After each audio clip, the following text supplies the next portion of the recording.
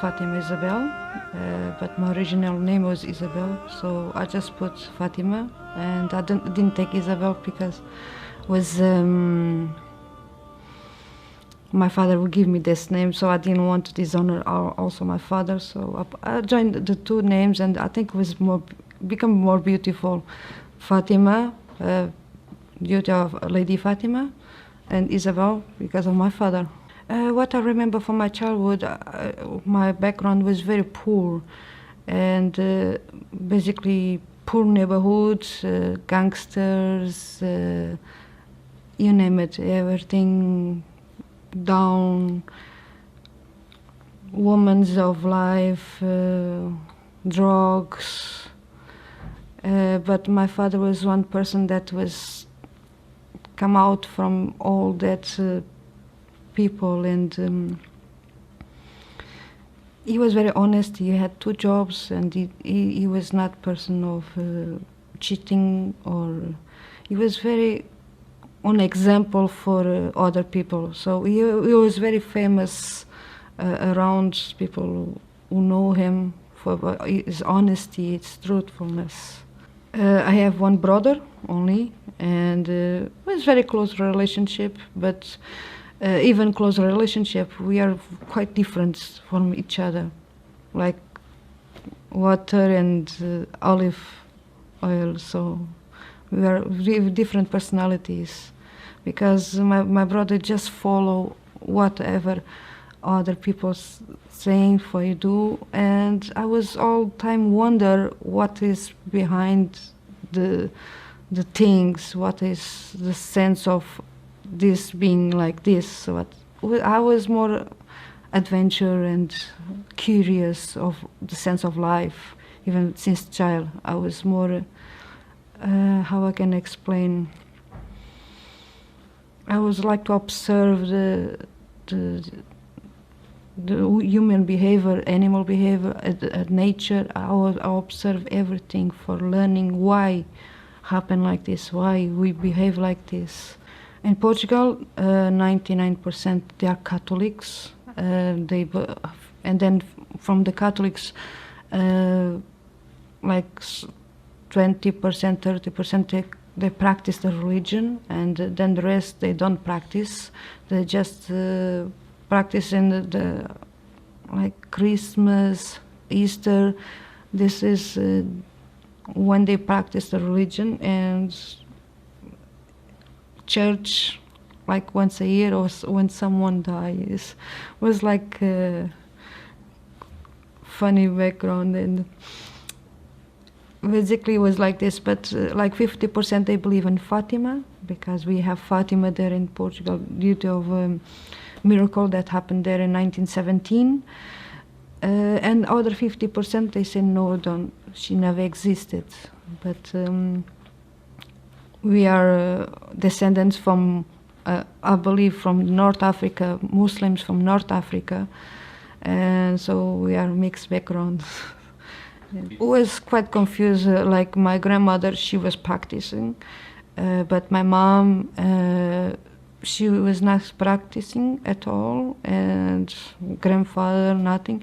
My father, I didn't know that if he was Christian, Catholic, whatever. I never know what was his religion. He never told about.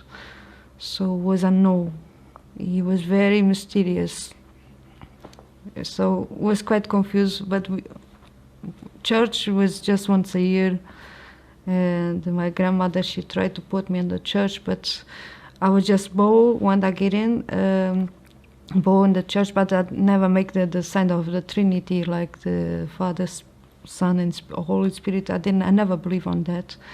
So the church was quite upset with me. So, but I was truthful, like I don't believe on this. Like I was I was believe in God, but I didn't believe in what they say about. It was quite like miss some piece of puzzle. I didn't know how to pray, because never nobody told me how to pray. But I was basically making what Muslims say du'as. I was talking with God was not basically, I don't know how to pray like as a Catholic, funny way. But I know how to speak with God and ask things to Him, and with quite questions I had, all my questions were answered one way or another one. God give the answers, but just we need to have the eyes open for see, and I want to see the answer, and majority of the times I see the answer. One beginning I was in England, I didn't have money for eat, and I was desperate, like I don't know what I'm going to eat, what I'm going to do next tomorrow. And I said, God, please help me in some way. And what happened the next day is, I generally don't let nobody get close to me. And someone come to me and hug me and say, generally I go to that street and I find money.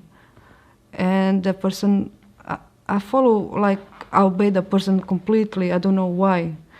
And I go to that street and I find 10 pounds. So it was a kind of answer that God gave me. But I don't know who is that person, but like it's like I was knowing that person, but I didn't know. I was quite confused to explain, like mysterious ways. God give all the time the answer. When I come to London, I come basically for work, for my personal reasons. But then like I want to go back home because I was scared, and I didn't have nothing here. I didn't know to speak the language. But basically it was, I think for me it was sign of God, like God want I come to England. Otherwise if I continue to stay in my country, I never become Muslim. So it was quite very difficult times, but I win all the challenge. I pass for all the challenge, and I get stronger. In Portugal, what I know about Islam was in the media, and scare me, and I see the women with hijab, and they say they are oppressed, and the men's beat on her, and then it was what the media was saying. And I say, poor ladies, they don't have even the right to think, to choose whatever they want to do or dress. They are oppressed. And I was thinking that they were the oppressed and I was the free woman. And later on I find out that I was oppressed and they are the free women. So it's quite a different point of view. This is the difficult part. In 2012, I see some couple of, I don't want to, like Muslims brothers, Sunni brothers and sisters, they are talking about Islam, but I never believe, like something there was missing piece. It was in that time, in July, in Ramadan time, I have a dream, my first dream, and I dream with one white lion, double of me, and around me was black wolves with red eyes, and the lion was protecting me. And after like this dream, past 2 years, was when I start to develop a little bit more here in UK, and I go to an interview of job at that time in 2014, and in the bus I was passing by the Islamic Center around, like in one bus passed there near, and I was living 2 hours away from Islamic Center, so I was in that bus, and I have a feeling that my heart start to, like, was a call. It was like somebody was calling me. I don't know how to explain. It's something quite more spiritual call. It was like something was calling me for a long time. It was the missing piece that I was looking for. And I look and I see the Islamic Center, but I was in the bus, I cannot stop. And because I was going to interview, I cannot arrive late. And after a few days, I was trying to look for the place again that honestly I was not remember where, but I was going to a couple of mosques around London, and my heart was saying, no, it's not here, no, it's not here. And it was one day I find a mosque, and my heart say, yes, it's here. Like, I have to be here. And when I arrived there, I was so scared, and I have that idea that, wow, they are going to kill me, or they're going to lock me out here. But I have like courage and get in and start to talk. Even I didn't know what I should, like, what I'm doing here, like what I want to ask. Like, okay, I want to know about Islam, and is how I start to introduce myself to Islam. And then pass like this, nobody there, so they send me there again, and I go again, and finally someone let me know a little bit, and a few days I have a second dream with the same lion. I was in one house full of black wolves with red eyes, and the house was dark, and the only way out is one door, and I was very scared in the dream, of course. And I find courage, and I go for that door, and the lion was there, and I feel scared, and I give one step back, and like, no, go ahead with. And when I get out of the door, I write Allahu Akbar. Even before I know I be Muslim, or I know the letters, the alphabet. And the lion go with me, and each step I was giving come flowers, because the place before was a desert, and then after become a garden. And with this one, I decided, like, yes, he is here.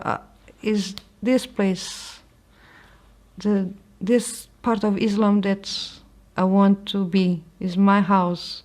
Like, I feel like I was at home, like I was long time in journey and finally arrived home.